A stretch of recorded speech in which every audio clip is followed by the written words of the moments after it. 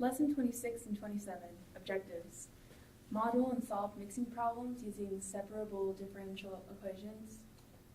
Formulate population models using differential equations and solve for given conditions. Translate statements involving rates into differential equations, models, and solve model applying given conditions. And Newton's law of heating and cooling. Okay, so for our first objective, we had mixing problems, and the problem I chose was one from the GR review. It says a tank contains 1,000 liters of brine with 20 kilograms of dissolved salt. Pure water enters the tank at the rate of 15 liters per minute. The solution is kept thoroughly mixed and drains from the tank at the same rate. How much salt is in the tank after 25 minutes? Okay, so now that we know that we have a mixing problem on our hands, one big part with that mixing problem is to know the actual formula that we need to use. So it will be dy over dt equals rate in minus rate out. And that is huge to this problem. So with that in mind, the y in the equation equals the amount of salt in the tank. And t is also the time in minutes.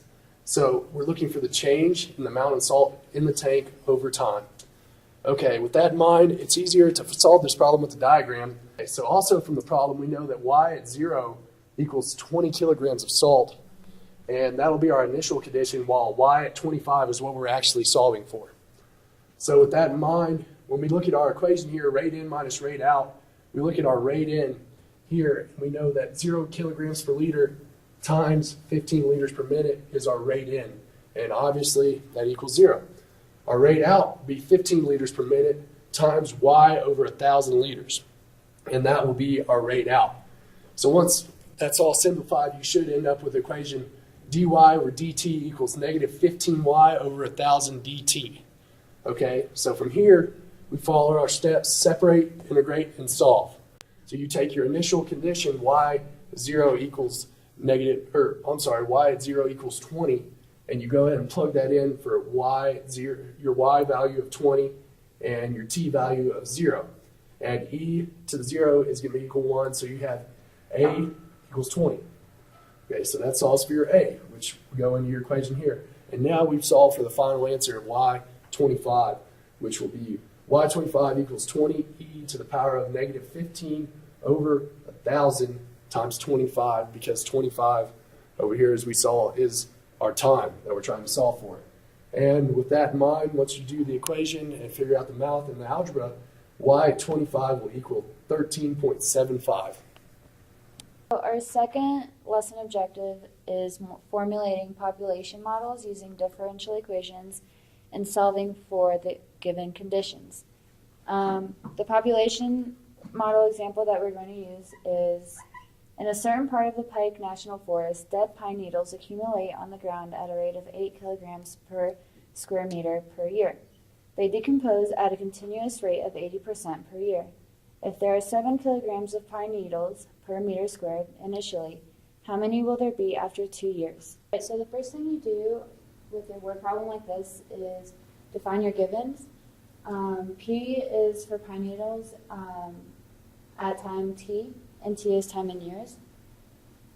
Initial kilograms of pine needles is 7 kilograms, and you're trying to find your amount of kilograms after 2 years.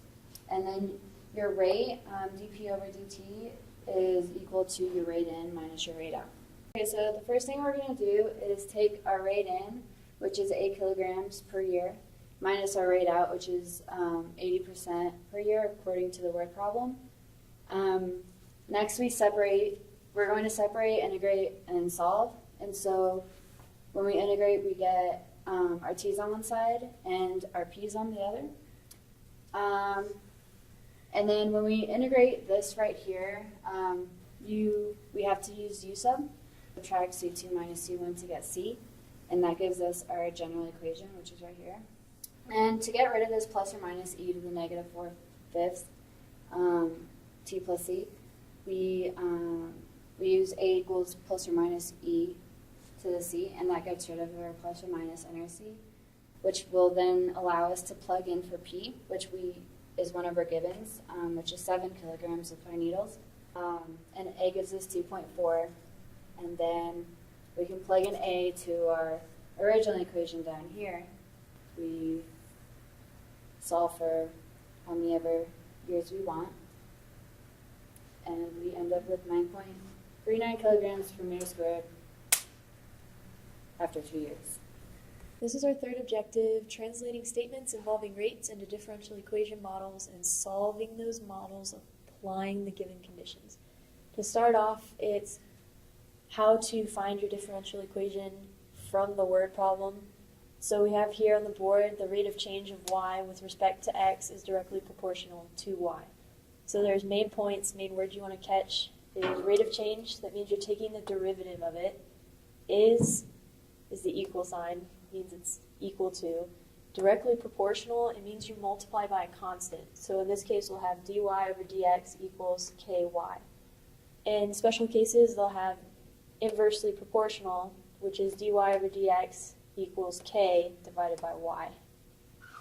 One of our objectives is Newton's law of heating and cooling. As we can see, dt over lowercase dt equals constant, parentheses, temperature minus the constant temperature. T of subscript s equals initial constant, and k can be negative or positive depending on if it's heating or cooling. So the problem I chose to do for heating and cooling is a yam is put into a 180 degrees Celsius oven and heats up for a K constant. If the yam is 20 degrees Celsius when it is put in the oven, and after 30 minutes the temperature of the yam is 90 degrees Celsius, solve the differential equation. The setup for the heating and cooling problem, you see you have your dH over dt to show that it is heating in this problem, and 180 was our initial condition of the oven, so that's not going to change. And then h equals 20 when t equals 0 is one of our initial conditions that we're going to do to solve for our first equation. And then 90 when t equals 30 will be to solve for the constant. So here in step 1 we see that we're going to separate the variables. We're combining the c constants and simplifying in step 2 to just get 1c. And then on step 3 we're identifying a and we get the general equation. So step 4 we do our initial condition test to get the general equation. So we go back to our initial conditions, substitute h for 20 and t for 0. So once we simplify, it's negative 160 to the a, and after we plug that in, we get our first general equation. Now that we have our general equation solved for, we can solve for k, which is one of our final steps in finding the differential equation. So here we have it all set up, our general equation, our last conditions that we need to find the constant. So we plug all of those in and we begin to simplify. And we end up with is ln of negative 9 over negative 16 all over negative 30 equals constant. And that calculated is 0.0192 equals k. And then once we plug in all the values to get the solved differential equation, we're at step 6. And basically, that's all we have to do to get our general equation.